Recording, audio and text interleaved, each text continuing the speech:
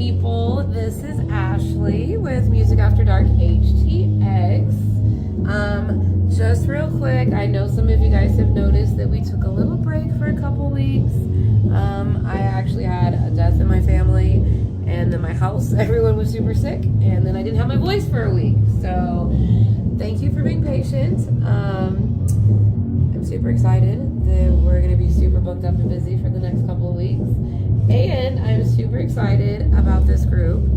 I'm going to have them introduce themselves, and we're going to get to know them better. So we'll start with you. Let's do names and positions in the band, and then go ahead and somebody can say the actual band name. I am Aaron, and I sing and play guitar. Okay. I'm Cody. I'm the drummer. Cameron, guitar. I'm Josh, and I play bass, and I also do a little vocals as well. Okay, cool. And the name of the band is? Held in Orbit. Held in Orbit. I love it. How long have you guys been together for? It's been like a couple of years. At least two, right? It's been like 2 years. Time flies. It was kind of I'm not from here, so I moved here from Kentucky, and then I got on Craigslist, just thinking that like I'd find anybody to play with, and I found like dope musicians right away. So that's pretty cool. And then you guys, you had Omega Point. We were previously Omega Point. And Oh, okay. we took about 4 or 5 years off. We hit the ground running really hard, and then kind of went our separate ways, and then let a few years go by, and now we decided to get it back together. Found him, and it's been a great addition. Also on Craigslist? Is that how you were found? No. Me and Aaron have known each other since we were kids. like Oh, 16. really? Yeah. We worked at a Yeah. gas station together. That's where we met. And we started playing. And then shortly from that, our first band, it was Antioch that turned into Omega Point. So it was the same band. But we've been playing together for a long time. Yeah, I like just- 3 bands in, and then we ran into Cody. Yeah, it just happened. I was living in some apartments right behind Acadia at the time, and just for shits and giggles, only done it once. I decided to go to Acadia for an open mic and just have a few beers, and ran into these guys up there. They just happened to be looking for a drummer at the time. Dude, that's Open so mic. crazy Yeah. how that worked out. Yeah, we were doing fucking open mics just for fun, because we were like, we want somebody to hear us, and maybe we'll get some shows from it. And we did. We got shows from it, and we got our drummer. which was Is that the only place you guys did open mic nights at? Was Acadia? Have you done them anywhere else? No, after that we started kind of get Booked and stuff, yeah, like people shows? started booking us after that. Where all have you guys played at? A lot of Acadia. A lot of Yeah, Acadia. a lot of That Acadia. seems to be the RIP. Yeah. Acadia is like that was a rough one. That's where this literally all started, and that's where we spent most of our time on stage. That's a lot of people too. A lot of people got started at Acadia. Yeah. So sad. Yeah, we played at the 19th hole. Okay. BFE. BFE. We played, what was that venue? We played out in San Antonio a while back. Okay. Oh, Fitzgerald's. Fitzgerald's Yeah. in San Antonio. That was our first out of town show. Yeah, that was fun. So yeah, we're kind of trying to play out a little bit more regionally, a little bit, eventually kind of just slowly Can you guys do expand. that? Are y'all in a position where you can go on like tour or something? Or No, but I do will. you will? You're like totally quit your day job? No, but I'm gonna.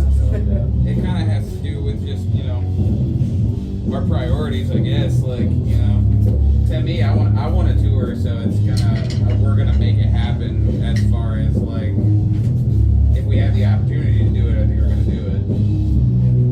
And that ties into like playing all these other places. Eventually, once we make a big enough circle of venues, like we go to Fitzgerald's in San Antonio, we want to get up to like Dallas and Austin, That'd be and then cool. we can do this, the whole circuit. We can do like a week tour if we want. Yeah, that would be Yeah, cool. we can do a whole tour without leaving Texas. It's still There's so many places to play in Texas. There's a lot of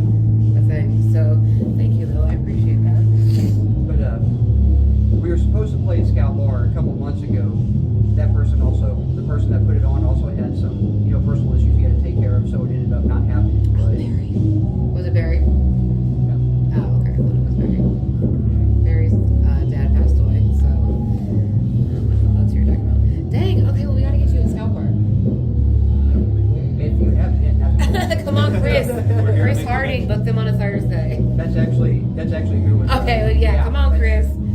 Yeah, we need to get you guys. Dang, we need to get you guys down there. That would be awesome. What's your like dream venue? Warehouse Live. Warehouse Live. Warehouse, like locally dream Yeah. venue or just overall? No, okay, let's do I was gonna say like locally. Madison Square I Garden. was gonna say London, Albert Hall. Yeah. No, if we're doing worldwide, Vakken is the motherland. Vakken open air is the motherland. For Oh, Vakken, yeah, fuck Oh yeah. Yeah. Locally for me, Warehouse Live. I've been to so many good concerts there, especially with like more into like the prog and symphonic metal and stuff like that. Mhm. I've been to a lot of shows at Warehouse. I love that venue. Dude, I love that. I think Volbeat or somebody played in a volcano. That's where I want to go. There's a spot like that, or a canyon of sorts. I'd like to go. They have that place in Boulder that's literally in the mountains. Exactly. So somewhere See, in that Boulder. would be freaking cool. Yeah, That would be fucking so awesome. cool. I bet the acoustics in the mountains would be insane. Somewhere in Boulder, I forget what it's called, but it's actual like outdoor amphitheater that's in a mountain range. I'm gonna have to feel like like you could get, like, Google it in the- now and you try could to get, find like, in the it. middle Yeah, Boulder, Colorado. To Somewhere. start a landslide. Right, you and could get like in the middle of the mountain with all the reverberation. You still hear yourself like 3 days later playing a concert. then you shake that mountain. It's going to be like a Death Clock concert. Everybody's going to be starting to get crushed. Everyone's going to be going everywhere. I love it. So, who came up with the name? Where did the name come from? The name came from the fact that it wasn't taken. Okay. And I'm a big. You're like I in love- Google, just like typing things in. Pretty much. And not only that, but space and stuff like that has always been a real big interest of mine. I didn't want to go like, I didn't want to be the space band, but held in orbit's cool enough to where it can kind of be, it kind of, fluid. yeah, it can be taken in a bunch of different ways. So yeah, that's And- pretty much it. And with the styles that we played, we're not locked into one genre or style. And having That was a name going to be like- my next question. Like, where do you think you guys fall in I've always said I've always referred to it as if like maybe old school Trivium had a 3-way with Lamb of God and Opeth. Okay. That's pretty accurate. Yeah, there's some touch of prog, some technicality, but there's also a lot of groove, a lot of melody. Go back and forth between the cleans and the screams. Yeah, we appreciate like acoustic guitars and Catchy melodies.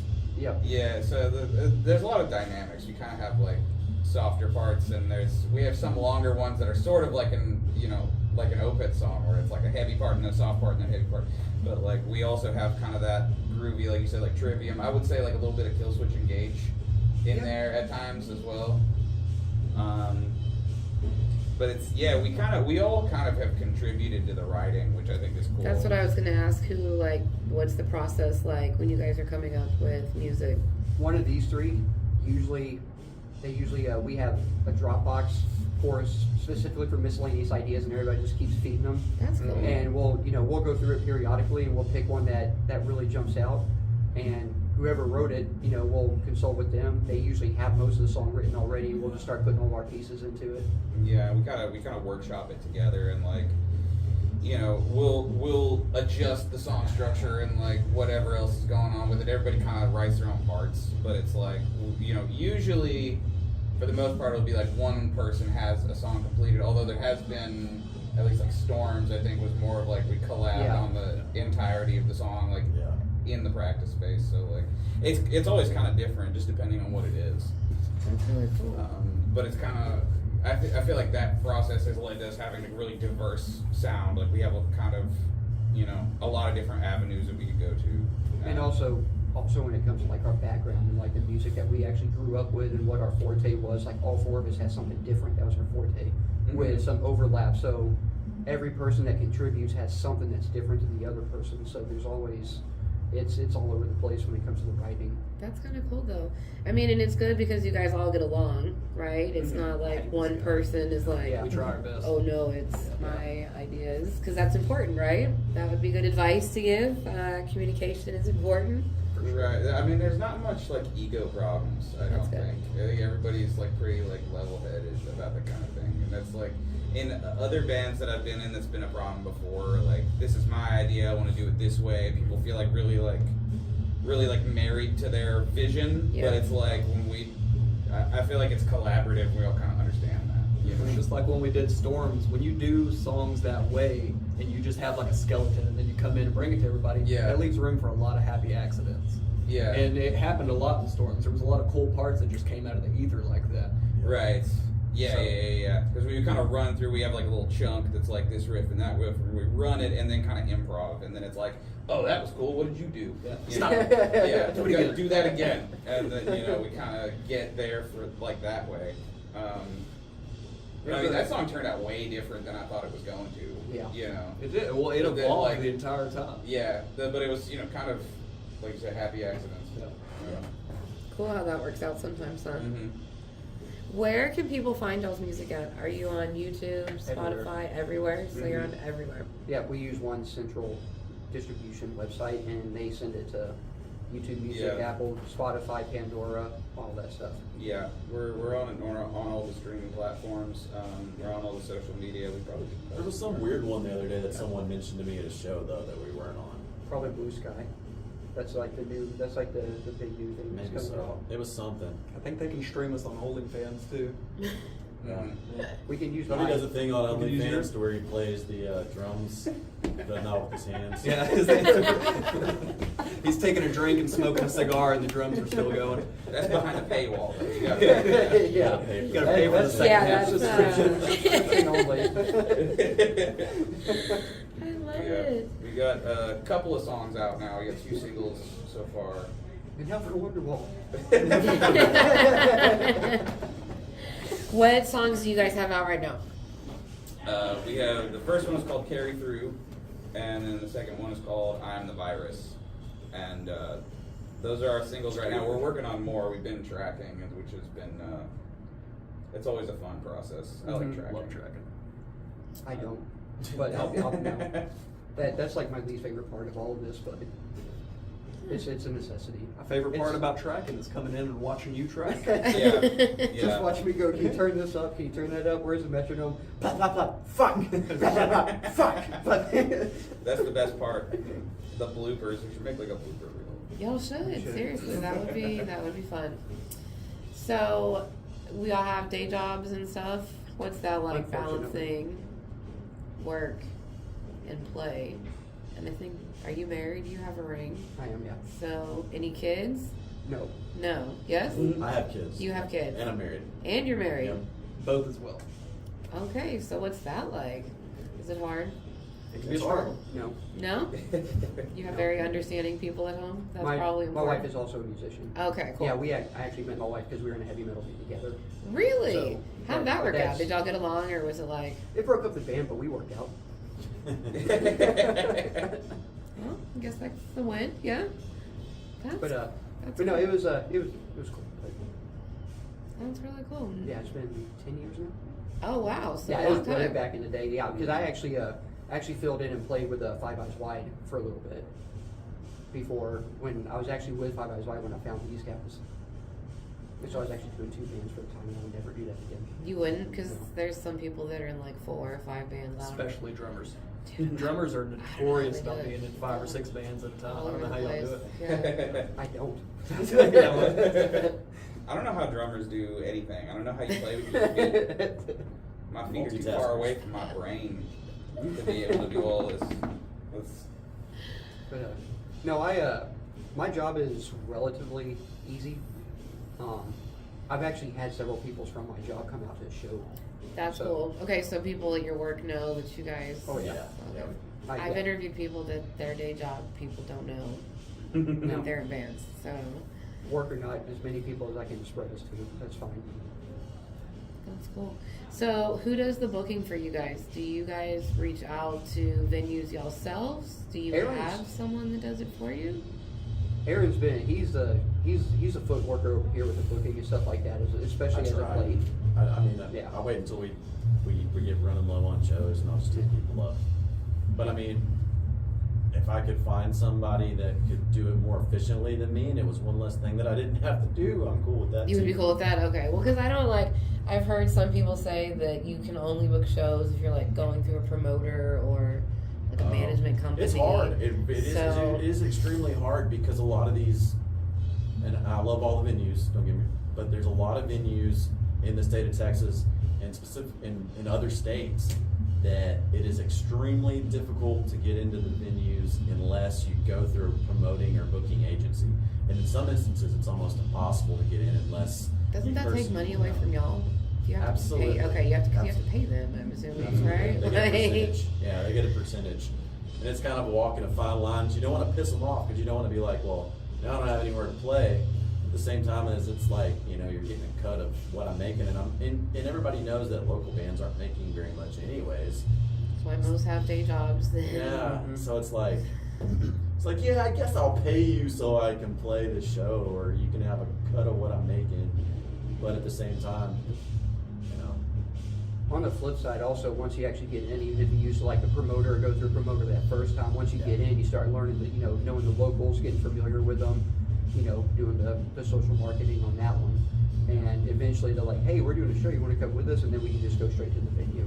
Yeah, once you Well, can work around them, that. Yeah, Networking's that's- important too, right? Because you can make friends with other bands, right? And if That's they're how we're having a getting show, things they can like add you, right, to the bill with them. Yeah, always. And I mean, like, especially with, you know, we talked to some of those bands out in San Antonio, and it's kind of like, sometimes there's a little, Trading going on. scratch my back, I scratch yours kind of thing. We'll hook them up with a show here, they hook us up with a show there, and you can kind of just, you know, build on it. That happens here That too way. in Houston a lot. Yeah. A lot of trading shows, which is awesome. Mm-hmm.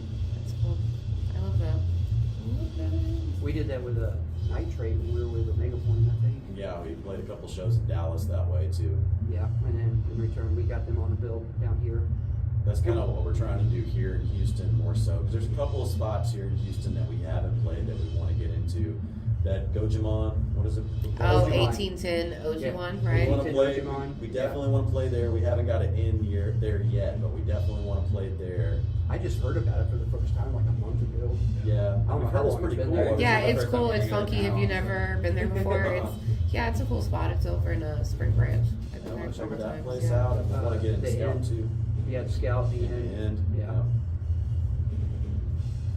But once we kind of get in there and people hear us, usually they'll invite us back, even if it isn't necessarily the promoters that invite us. A lot of the times we'll get in with the venue, and then they'll be like, "We liked you guys." And I love it. Because you guys have a show coming up when? January 4th. Yay. Starting out 2025 with a bang, right? Yep. Do you guys have more shows after that, or is that just your first one right now that we can That's talk our first one right now. We wanted to keep it a little bit clear because we're working on tracking our next 2 songs right now. about? Okay. So it's kind of one of those, we've been trying to get into Black Magic Social, and this popped up, so it's like, hey, this is our, you know, then one of the We're guys from getting in. Johnny and the Hellhounds actually invited us to do that, so that was what was awesome. Yay. yeah, so we've got our foot in there, and that was one of those, like, we can't turn down a new venue, so we made the Well, and that exception. should be one too, that once you guys get in there, you'll probably be in there frequently. I can see you guys being there a bunch. Have you ever been in there before? I haven't. I was Okay. planning on going within the next couple of weeks to kind of check it out, meet some people. Yeah, it's pretty cool. That's where they do a lot of the hardcore shows now. Yep. Yeah. Because at Acadia, you would see a couple every now and again. BFE will pull in a couple of the heavier bands and stuff. But every time I see a poster for Black Magic, you can't read the logos, which is great. Love that. That's always a good sign. If I don't know who's Yeah. playing. There's so many campfires on that poster. Stop! Oh my gosh, I talk about that. Like, apparently that's a whole thing.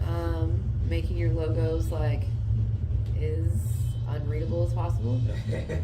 Which is counterproductive to marketing, but Well, it depends. I mean, like, I if don't you're, get it. you know, if you're like this counterculture kind of a thing, and like marketing is for, you know, that's for like squares, right? That's what metal was, man. That's what it's Yeah, always been. we're entirely counterculture, so just making a bunch of squiggly lines, it just looks like you threw a bunch of sticks I mean, together. our logo looks pretty easy to read. Our- but ours- people still ours say is- they can't read it. Yeah, I thought it was pretty legible. We didn't make like a crazy like Yeah. black metal logo. yeah, I thought it was pretty damn clear. And then I would show people, like, I made like business cards to, like, hand out and stuff for the band, and I would show them. They're like, "Oh, what's the band?" I'll show them the card. They're like, "Wow, what's it say?" Like, fuck, this isn't working. Look, it's hard to tag people when we can't read the freaking logo. Okay, like it's a thing. What about merch? Do you guys have merch? What are your thoughts on merch? Uh, We're just good. We like merch. We have some merch. We got a few shirts, and we've been kind of DIYing our merch. We got That's like, a lot of people do that though. A lot of bands do that. A lot of things are becoming more and more DIY. Mhm. Yeah. We got like that printer and like the heat press thing now, so we're like making our own T-shirts and We're stickers and experimenting stuff. with different logos. It's going back to the logo thing. We're trying to get another logo. We're gonna start experimenting with different kinds of logos and see what the fans like. And Yep. Mm-hmm. Pick If our, the fans vote, that'd be cool. You could that's like what, have that's what it. Cody was saying. yeah, pick like our 3 favorite and then post Yeah. a poll. Get some people Yeah. interacting with you. That would be awesome. Because I mean, we do want it to be legible. I think. Yeah. If somebody sees us on a poster, even if they never heard of us, like, oh, Held in Orbit, they can read it good enough to look us up on Spotify. Right. That's- Exactly. If they I don't know, think if it's they don't know what it important. says, they can't look it up. They're like, I don't know what it says. How can I find it? No, that is a problem I have. Like, I have the hardest time reading some of these people's Yeah. names. It's a thing. There's some of them like. Have you ever heard of a band called Krallis? No. They're a black metal band, and it's like I'm not convinced that their logo is actually the word Krallis. I think it's just like a shape. 'Cause you can't see any letters really in there at all. They're a dope band though. Pretty Yeah. good. Like they But- just like tied the poster, like the logo around the cat post and just let the cat go crazy. Perfect. Yeah. So, where do you guys practice at? Do you have a spot? Do you, your house? We That's cool. don't practice at my house. I got a little studio beside my house that, That's awesome. yeah, What is it, like 20 by 30? something like that. Yeah, little detached studio. Yeah, Got that's- it all sound. You should see the sound panel this dude made. Like, it was really cool. He took like a bunch of 2x4s and burlap sacks and just made some big ass 2x4 like sound Yeah, panels that's all over the cool. place. Oh yeah. Yeah. That's where we do all our tracking and stuff as well. Yeah. I found a thing online where they were talking about there was some sound engineers that built their own acoustic panels, and I went with it, and those motherfuckers work good. I mean, like whenever we walked in there originally, because we've all been together since I've been building it. Because it started off, it was just a slab. Me and my wife started building, and then we built the building on it. And when we got the building done, I mean, you could walk in there and you could talk, and it was echo was terrible. And then as soon as we put the things up, it made a big difference. You know what I think made the biggest difference though is the topless anime chicks that you put around the place. I think that made it sound exact. It made it, Yeah, we how had where it needed to be. It works for me. That could be a whole video in itself. You could like show people how to soundproof their own little Yeah. studios. Like, so that could be a good video. What do you think? Seriously, We'll make sure you get credit for that. Yeah. Seriously, people would probably want to know that. What advice would you guys give to newcomers that are maybe looking to join a band? Is Craigslist still an option? That's probably not safe. Well, like We looked at I've never had good luck on Craigslist before until I met these guys. It was like, my thought process was like, I'm gonna get on there and I'm just gonna find any musicians at all, and then when I meet some of them, maybe I'll meet other people and kind of network a little bit because I was new in town, and it was like they were literally the first guys that I met. I was like, I don't understand why y'all are on Craigslist. That's crazy. But Craigslist is very hit and miss, Yeah. mostly miss. I've had nothing but good luck on And there's Craigslist. like the Craigslist killer and stuff like that, so be careful. Now, we were gonna harvest your organs, but then we saw you were really good at bass, so we It's was like, good. we'll let him make it. We'll I let was him out make the it. First basis, Josh. I'll be honest, I was actually really concerned. It's actually a pretty funny story because when he started emailing me, like his email was his name followed by 73, and then I was like, man, this guy's really good. And he like sent me like his information. I saw the name. I was like, fuck, I can think this guy's like 55. There's no significance. Yeah, to we the all number thought Josh was 73. like in his 50s. Yeah, he's They like- thought it was like the year I was born, and it's just like I think like Holmes Joshua was taken, so I Yeah. just put like a couple of random numbers there. They're Yeah, like, that was please send I just picture. saw, like, yeah, it was like home 73. I'm like, man, like, I'm in a predicament because this is good talent. But Yeah, because it was like, he's good, but if he's that old, I don't know if we're going to be able to. It's how going to we- be weird if we're all, I mean, we could probably bring the computer to the nursing home. I was born in 1991. But for new musicians, I mean, the first thing I would say is like, you keep practicing. Yeah, Because practice. like all the stuff that I have always wanted to play was too hard for me at the beginning, right? And then you just keep playing it, and eventually, like, if you can push through the frustration more stubborn than the riff, then you're gonna get there, and like the better you can play, the more people are gonna notice. Just get out there and play. You know, just play with whoever you can. And I would add to that, be nice. Yeah. If you're nice, and it's gonna make networking go a long ways. Yeah. You're gonna be able to get somewhere. You're not gonna get shows being a drunk idiot. You're not gonna get shows being, you know, an egomaniac to people. Just be nice, be chill, and Yeah. be dedicated. Yeah. Yeah, absolutely. Just have fun. Don't take shit too seriously. There's always another musician who's going to be better than you. So like always, Yes. you know, just always be humble, because you can always learn something from somebody as long as you're not, you know, as long as your head is not up your own ass. Yep. You know. And as far as Oh, which is a problem. it is in a genre of its own, which is if you're looking to play live, which is stage presence, showmanship. If you're not having fun, people can tell, Yeah. and Oh, it yeah. completely kills them. So it should definitely be like a show, right? Yes. Like some Yeah. movement, some interaction, if not you're not just like having- standing there like playing your Yes. songs and just not engaging. The audience wants to know that you love this shit, Mhm. and if you don't love this shit, don't do it. Well, and that's a big thing about being comfortable. Like going back to what you were saying, if you're not at a place to where you're comfortable playing your music and you feel like you're not, you haven't practiced enough, sometimes you get in your own way, and that can cause you not to enjoy it Yeah. as well. You know, like if you're not And you don't realize how all over your face that is. right, you're Like just you're- nervous because you're like, fuck, I haven't practiced this shit, and then now I'm up here, and I'm like, Right. you know, you're having a fucking panic attack, and it's like, well, you know. The time to Attitude. stress about it is during practice. When Right. you get on stage, Yep. you're just gonna let it do its thing because you're rehearsed enough. Yeah, it's too late by that point, so Yeah. practice your ass off. And if people see you really getting into it, and they're getting into it with you, they're not Yeah. going to hear the mistakes you hear. They're just not. Right. Most people don't pick up on that kind of thing. It doesn't seem like, as long as it's not too like within reason, you know. I'm telling you, y'all hear mistakes that like people in the audience don't hear. Oh yeah. Right. Yeah. Like I think Rowdy had a show and they were like, oh, da, da, da, and I'm like, dude, none of us heard You get real bummed like out of any that. of like whatever you guys were hearing. Like that's not what we were hearing. Mhm. So don't I've let that dropped- freak you out either. Sometimes I guess what y'all are hearing is not what it sounds like to the audience. I've dropped so many sticks on stage. So many in the middle of the set. And it's nobody, they're like, what, when? I'm like, oh, thank God. Well, it's like hard work, right? Being in a band because you guys have Oh, to yeah, like it is. load up all of your stuff, right? Yeah. By yourself. You don't have a crew that No usually does roadies it, or- right? Right. That's You gotta getting balance easier it. and easier with how small everything's getting, except for this guy. They haven't shrunk down a drum set yet, but my guitar rig fits in a pedal about that yay big. I'm good. Yeah, it's about the end of every show when I'm outside the door, and as soon as I start taking that first cymbal off, I'm like, shouldn't have fucking seen her. Just bring a microphone and you're good. How are you? What are y'all's thoughts on like fans interacting with you guys after shows? Are y'all cool with I that? love it. Yeah. Like people coming up to you and Always.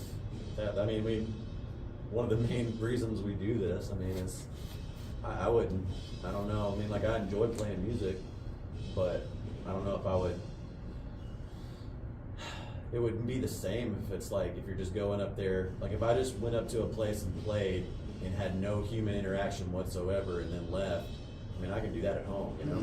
well, I Yeah. mean, big celebrities. Do you know what I mean? Like the Swifties, and they don't really interact with people like y'all can. Do you know what I Right. mean? I don't Right. think they're gonna go like have a drink afterwards and. There's a certain. I mean, that's. I think the money starts to get in the way. The money, and then, you know, they probably Just- sold their souls to Epstein Island or some shit. Exactly. That's it. I think that's how, yeah. Cut number one. Which lists are they on? They were hanging out with Diddy, you know. Poor Jay-Z, bless his heart. Jay-Z's got 100 problems now. Yeah, oh my god, that meme was up within like seconds of like that news report broker. I'm like, oh my god. Bless his heart. Now has 100 problems. That's funny. Oh, bless his heart. That's a fucking secret. Yeah, I mean, I always like talking to people after shows because, like, people who come to see us. I mean, it's not like we have the biggest crowd in town yet. I think we're still growing, but like people who are into our music, even if it's only 5-10 people, it's always nice to know that like somebody gets it, like somebody gets what we're doing and they appreciate it like we do. And that's really kind of what it's about. Like at the end of the day, like we want to give people something that they enjoy. Yeah. I don't want to do it if I can't share it with everybody. Want people to feel.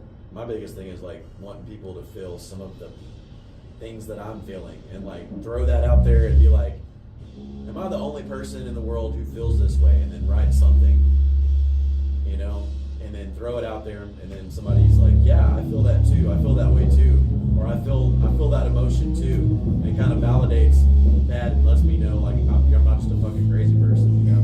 Yeah, that's one of the things I think that's been kind of a challenge about this band in particular is that like with the lyrics, a lot of metal bands that I've been in before, it's either been like very like vague or esoteric kind of lyrics, or lyrics that are only like have like poetic value, like are just kind of, you know, cool sounding words, I guess. But it's like this band, like our lyrics are much more plain English than I'm used to. It's not like the big words or metal thing. Like it, like, you know, death metal bands that I've played in, it's like everything's got to have like 5 to 6 syllables in it. But like this is like, you know, a lot of our lyrics are much more like they're pretty honest. Like these are like honest like feelings that we have, and it's like really like writing about like real human experiences, I guess. So They tell a story. They don't just. Yeah. It's not just words. It tells a story. It paints a picture. Yeah, and when I try to contribute something lyrically that, you know, that like fits with the stuff that we've done so far, it makes me feel a little bit insecure. It's kind of like I'm kind of putting it out there a little bit. Yep. You know, whereas like I would have used like a thesaurus as like a veil to hide behind, so you don't know what my real feelings A lot are. of people do that though, you know, like it's like they're writing nothing. Yeah. But for us, it's like we're throwing all of our emotions and all of our feelings, and all of our trauma out there for everybody to just kind of hear. And if they connect with that, that's awesome. And it means the world, you know. I mean, that's music is very powerful, right? Like, I think we all have like a song, right, that almost can take you back somewhere, right? Oh yeah. For sure. Music's definitely very powerful, very healing. So that's really cool. So it's not just a lot of yelling and screaming and Well, it words is. that you can't understand, but you can. No, it is. But it's we definitely put thought into it, I would say. Like I said, lots of different influences and lots of different kind of perspectives go into it. And What are some of y'all's influences that influences some of y'all's music? Do you have like bands specifically where you're like, I could not give you the spectrum of different kinds of music that are not only collectively between us, but in us as individuals. Like I love Enya, and I also love From the Shallows, and I love, you know, Kill Switch. I love Lamb of God's been my favorite band for years. yeah, I listen to just about everything under the sun. I like, you know, I like metal, obviously, all kinds of metal. Like Between the Buried and Me and Opeth, kind of progressive metal is what I find the most interesting. But you know, I listen to classic rock, I listen to pop music, I listen to funk and jazz, and like I kind of draw inspiration from everywhere. But like kind of the ones that we already mentioned, I would say were a pretty good description of like what we do. But it's also like weird that nothing's like off the table. It's like if we want to throw in something that's a little off the wall, you know, it's not ever like a hard no. It's like, well, maybe let's play around with that and say like one of our new songs has like a funky part in it with like slap bass and stuff, and you know, it's kind of taking a jump like out of the genre completely for like 2 measures and then kind of jumping right back in. So it's, you know, Like a John Mayer song right in the middle of a We actually do that with we do that in Storms too, because we just switch straight to oh yeah, jazz. there's like the swing jazz part swing in the jazz middle of that part. song, yeah. It's important to keep that progressiveness as part of our identity, though, because then we have all the freedom. We're not cornered into death metal, we're not cornered into hard rock. We have the freedom, a lot like A7X did in their day, and a lot of other bands that just play what they like to hear. Yep. We can still do that and have our, you know, dignity. Yeah, we wouldn't mind. Yes. We wouldn't mind Yeah. just doing a random album one day to where it's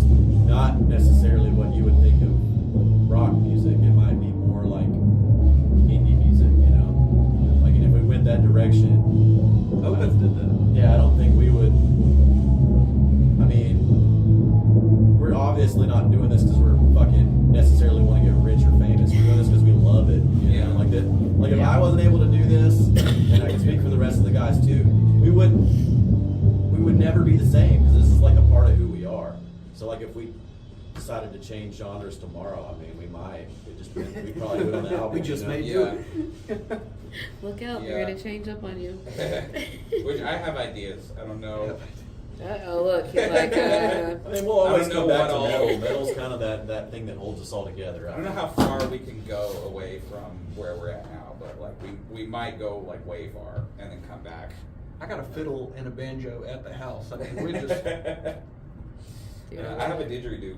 You have a didgeridoo? Yeah, Alright. we can use that shit. Now I have ideas. If you bring in if you want to bring in a guest musician, need us that plays flute, we can Jethro Tull this shit. Oh shit, that'd be dope. look at that, things are happening. Didgeridoo and a flute? Yeah. Oh my god. What's that thing that you were talking about where you like hold it up and it makes its own sound? Like, Oh, a theremin. Theremin, I want to yeah. get a theremin so bad. That would be super cool. I want to play the Rick and Morty theme. There's a couple of other. I want to do some alien Theremin in sounds. person. to be Band. honest with you. I can't remember what the name of the band was. There was a death metal band that I saw who had a theremin on stage, and like I think it was the bass player. He's playing like this, and he would just like move the neck towards the theremin and make like all the While like playing those- the bass? While playing the bass. That's And like it's really it's really cool. It's a cool instrument. We can do all kinds of stuff. We can do whatever you want. I love it. My I don't know, influentially, is that a word? Influentially. Influentially? It is now. Maybe. You It is, Shakespeare it You is. just Yeah. made it. All right. Yeah. Anyways, my influence. My biggest influence is Black Sabbath.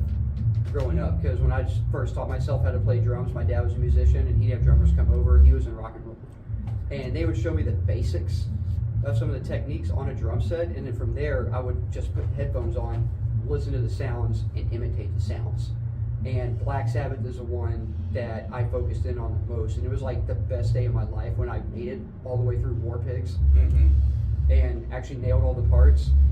And then probably Chimera is when I made my shift in drumming from the old school rock to the new style metal, because he utilizes a lot of technique, a lot of big rolls, but he also maintains the groove that makes you feel the music.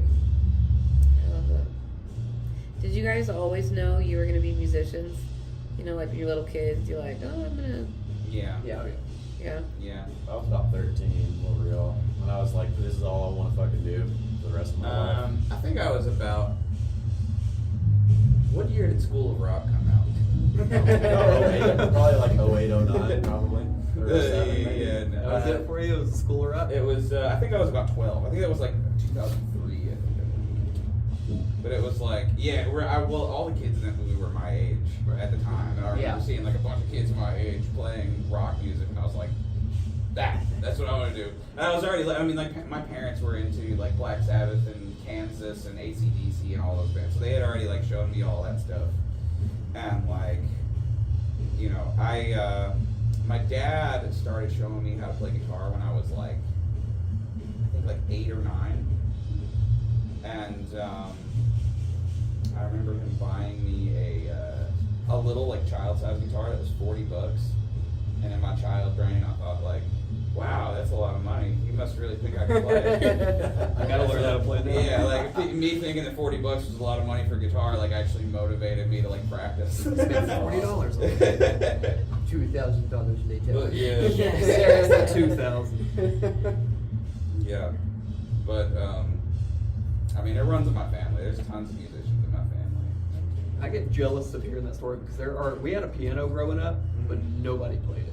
Not my Oh, mother, yeah. grandma, nobody in my family played music. Like literally, So you're I'm the only musician in your family? the only, Yeah. it's It's weird. like a damn prodigy, man. That's crazy. From his town where he grew up, like everybody was like behind you, like yeah.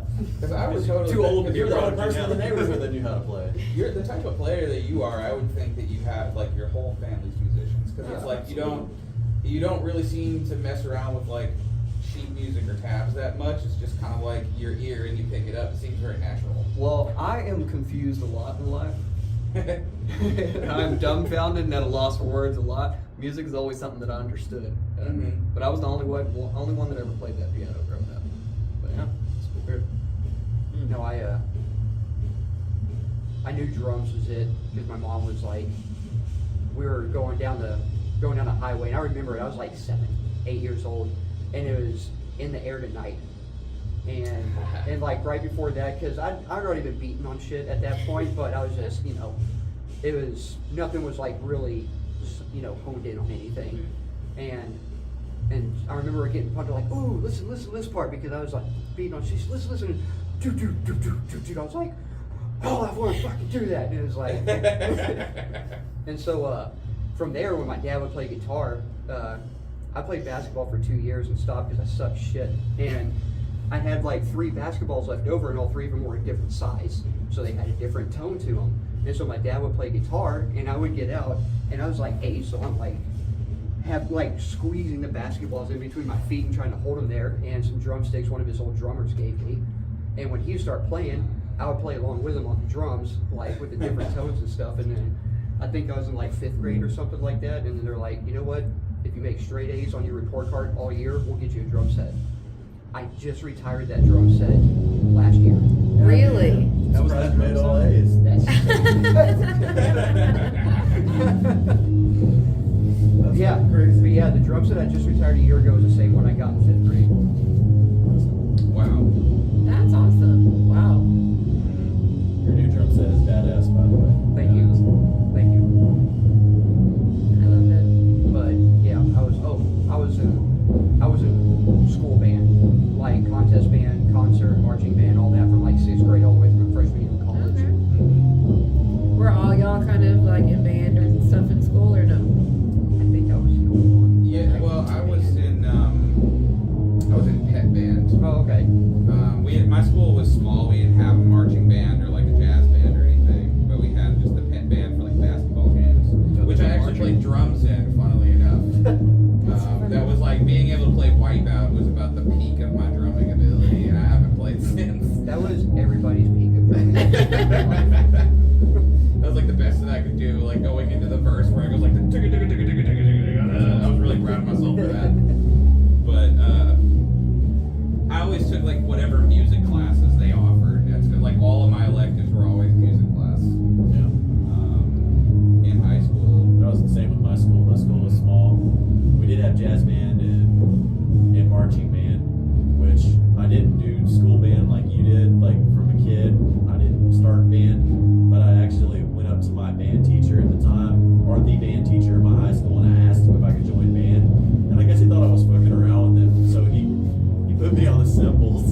He said, "Yeah, you can join." And then he fucking puts me as a cymbal guy. So all that I do is like every time when the song would get to a certain spot, I would go. And I did that shit for a year. That was actually a great technique, dude. Oh, thanks, man. That was fucking beautiful. Yeah, I was great. I was good at the fucking cymbals, and I think I like blew him away because he was like, the next year he moved me up to the bass drum, and I did that shit for like a year, and then I did jazz band because he let me do jazz band, played the bass in jazz band. You worked your way up all the way from cymbals To jazz band. to jazz yeah. band. That's a success story if I've ever heard. It is. That's impressive. It was fun. I love it. You guys want to share any other stories with me?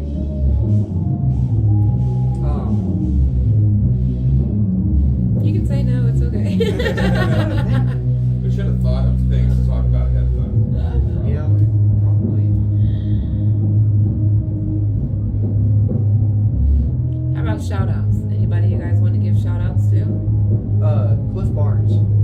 Okay. Clifton Barnes, he's the guy that's been doing all of our mixing and engineering. Or not engineering, mixing. Mixing and Let me mastering. try that again. Mixing and mastering. Okay. Yeah. Cool. Yeah, he does a good job. Our first 2 songs, he did those songs. Yeah. And, very grateful for it. Good price. And Yeah. if there's anybody that's looking for somebody that they need to mix and master their stuff, couldn't more highly recommend somebody. Very fast, very efficient. Yeah, he's very professional, and I was definitely pleasantly surprised with the final product, I would say, Yeah. for sure.